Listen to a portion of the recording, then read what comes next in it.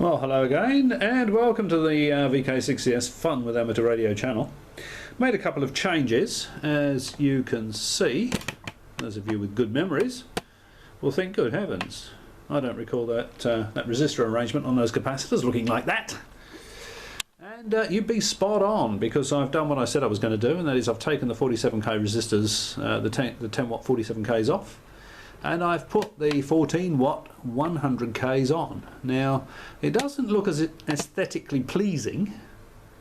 I sort of got the arrangement as linear as I could make it, but because of the size of the resistors, it doesn't look quite as pretty, but it's electrically robust, and once that's mounted vertically in the amplifier, they're not going to get very hot anyway, but the convection, they'll be cooled by convection quite effectively, I think, because they're not sort of in line with each other. So, you know, one's not going to be heated by the one below it, if you see what I mean. Well, that was the idea anyway. Right, so this has been on for 30 or 40 minutes. Now, I noticed when I looked at my my meter earlier that that meter there, that today it was actually showing just a whisker over 2800 volts. It looks like it's dropped back a bit now. I measured it a little while ago because the mains voltage goes up and down a little bit here, and I just assumed the mains voltage was back up. Remember, I calculated that with 240 volts I should get 2828 volts. I measured it and it was 2830. So yeah, I was really quite pleased with that. It looks like it's dropped back a little now. I'll just reset this now, because this small transformer here, where is it? There we go, that one there. Because I'm using that just as a temporary thing to run my my timer relay with 12 volts AC. All these other multicoloured wires that are all dangling around all over the place are actually carrying mains voltage, so I've got to be very careful of those. If you hear me yelp, you know I've been bitten by the mains, and if you hear a dull thud, you know that I've been bitten by the 2800 volts. Right, so just out of curiosity, let's just see what that HT voltage is. So remember, the top meter, that one there, is times 100. This one here is times 1000. Okay, so let's just get the EHD probe and we'll put that on there on the bridge. 2.74, 2740 volts. So the mains voltage has fallen back down again. That's a shame. So look, I've got the other meter here. Let's pan that out slightly. Back down there, and maybe to there.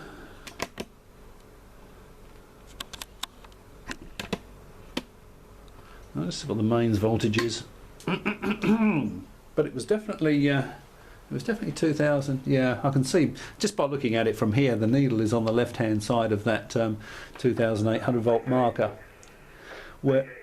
whereas before it was on the right hand side of that marker, and I've left the radio on, so I'm going to quickly shoot over and turn that off. I'll just make sure that's on the right range.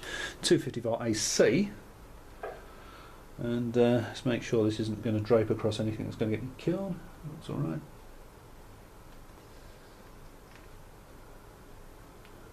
Yeah, so that's 225, 30, 200, yeah, so it's under 235 volts, whereas before it was up at 240. So that's just people getting home. It's a little bit later. It's what, it's 4:30 in the afternoon, so I suppose all the kids are getting home and turning the TVs on and stuff. So the mains voltage has sagged down. Damn it! I should have just filmed it earlier. Anyway, so there we go. I've replaced the resistors. There we go, with the larger types. So now let's just get the new toy out and see what the temperature is. Let's just see if I've improved the temperature. So try and hold this in front of the camera so we can see it and focus on it. Okay, fire it up,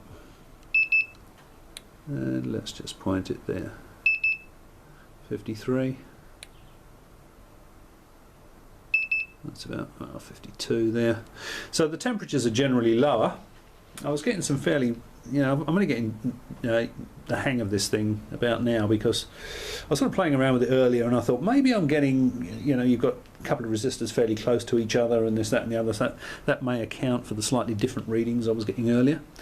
So I'm going to try and be mindful of that and get ones that are sort of on their own.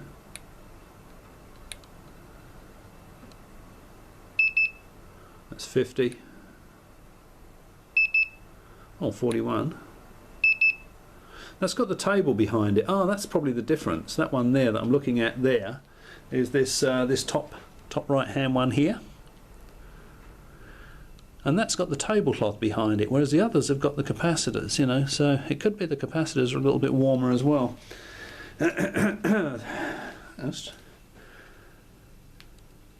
Yeah, I can still feel that heat there. I'm not sure it actually feels any cooler than the previous resistors, which is a shame really, because, well, they've got to be, of course. But the other ones looked much nicer in place. These ones look a bit peculiar.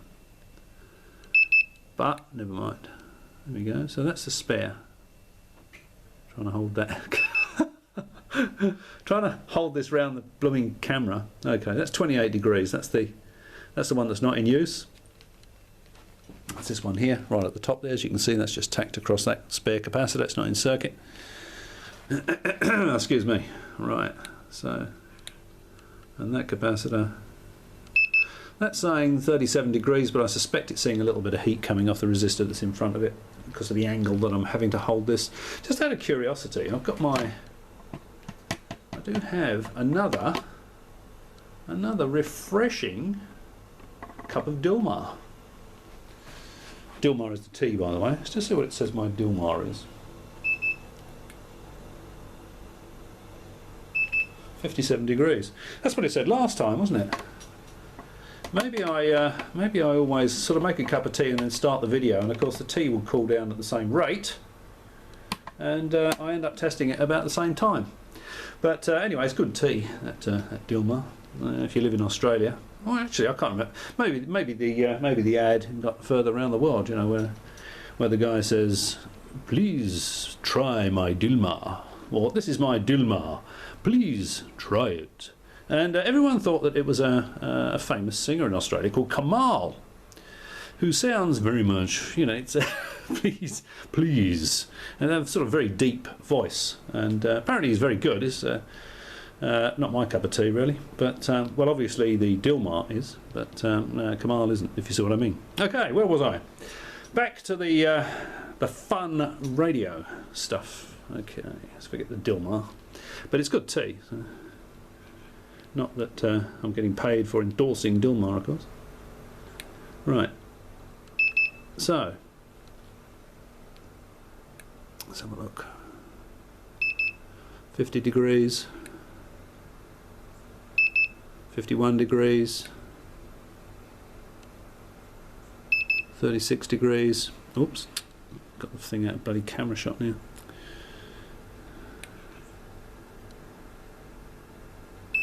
It's 26 degrees, that's just the board. There's a capacitor there. 35 degrees. Another one there. That's probably picking up a little bit of heat from the resistor as well, because I'm looking through the resistor at the capacitor, if you see what I mean. And this, oops, here we go. Let's try that point there between two resistors. It's probably going to be as hot as it's 47, 53. So there we go. Not seeing any 60s, 70s, or 80s as it was before. So I reckon that's a winner. So now. Well, it's never going to be heat free, but yeah, I reckon that's. I can draw a line under that HT board now and just fit the brackets on it. You can probably see I've drilled the holes there and there to hold the brackets. Pardon me, and that board is ready to be mounted in the amplifier case. So that's that. I did buy some EHT cable. which is this stuff here. There we go. Now this stuff is rated at, as you can see, it's got some pretty good insulation in there. This doesn't actually look as substantial as the inner here from the RG213, but this is rated for 25,000 volts and 10 amps. This EHT cable. Unfortunately, I had to buy bloody 25 meters of it, but that's how the bridge and the HT are actually going to be wired in the amplifier, with the with some decent quality high voltage cable, so that you know, I can tie it up here and there and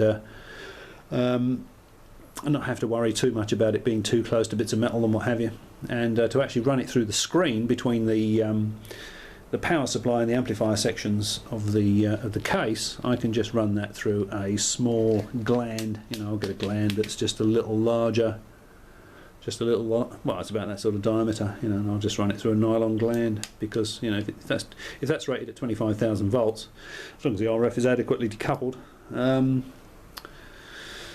running that through a nylon gland into the PA compartment and just connecting that to the RF choke will be fine.